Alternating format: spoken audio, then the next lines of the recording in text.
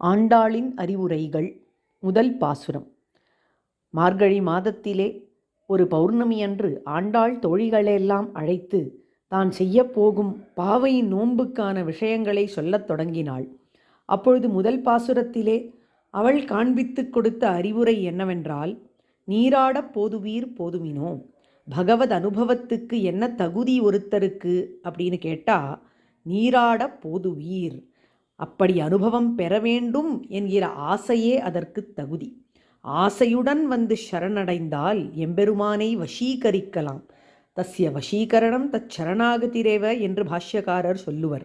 அப்படி ஆசையுடன் போனால் நாராயணனே நமக்கே பறை தருவான். பறை என்று சொல்லக்கூடிய மோட்ச பர்யந்தமான புருஷார்த்தத்தை எம்பெருமானிடத்தில் உள்ள ஆசை பெற்றுக் கொடுக்கும் என்பதே ஆண்டாள் காண்பித்து கொடுத்த முதல் அறிவுரை.